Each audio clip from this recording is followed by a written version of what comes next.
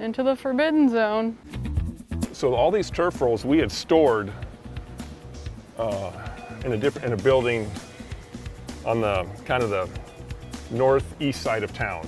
And so we just pulled the rest of the turf rolls over this weekend. Oh. So they have not been sitting here the whole time. I know they're still having to set some more columns, and those were going to be some of the final columns that they were going to set. Yep. This is kind of, we're not going to get much past this as far as what you see being done by the time the football season rolls around. Well, it's definitely different. It is, isn't it?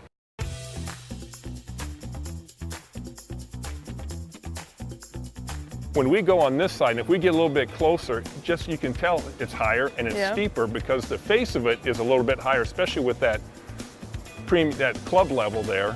So we're probably at about the 40-yard line right now, and even being over here, it just feels more like when you see screaming fans in the stands here, it's going to be a home field advantage or a dome. Yes, dome it really field is. advantage for sure.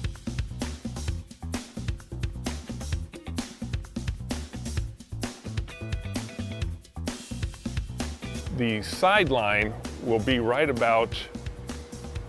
somewhere right about here. So lane 4. Yeah, roughly about lane 4, right? And then so from there on back is where the team area and the team bench is going to be. So what you see cement right now, eventually we will pad. Right there, you're probably looking at 9 feet or so to that top railing, where that's kind of where you're going to be sitting looking down over on top of everybody. You can get a hot dog from your mom or something if you wanted it. And this will then be our home side. Okay. Because our locker room will be over there. So we will switch sidelines in 2020. When it comes to the suite level, obviously these are lower in a lot of suites that you see at different stadiums. They're up way kind of in the nosebleeds. Was that kind of going off the success of where the suite level is in the Sanford Coyote Sports Center? Yes, it was. And that was the initial design, initial thought process or concept that was given to us, was to have this whole level be like a club level, all individual seats. And then the more we started thinking about it and trying to determine, if I'm a club level seat holder and if I'm getting my seat here versus I'm getting my seat on the very end, how do you determine the value of who gets where, right? And so we kind of switched it around a little bit, and then we started looking at the concept of the suites and the loges, which caused us to do some things differently back behind this as well. I think this is better. I think you're not going to find anything like this anywhere else in the country, especially anything new that's being built. This is as close as you can be to field level, still be up and still see the action, because you're right.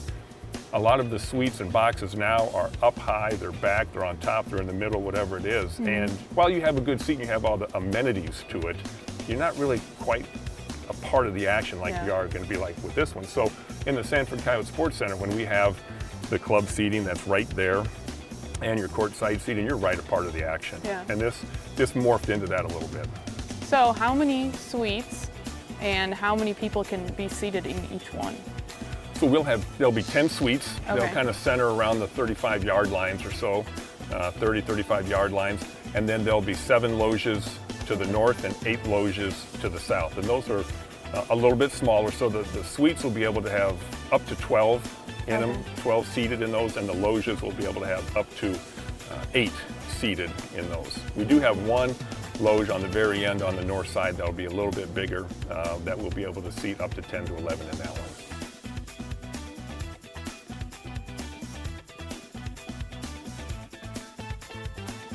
Poke my head in here first because I have not been back here yet. Danger zone.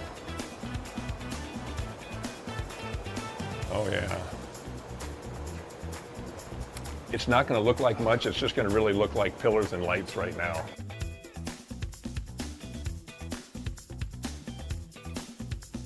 Once we got in here and started doing some of the demolition and doing some of the final siding and field verification, we realized some of these columns weren't matching up like they were supposed to.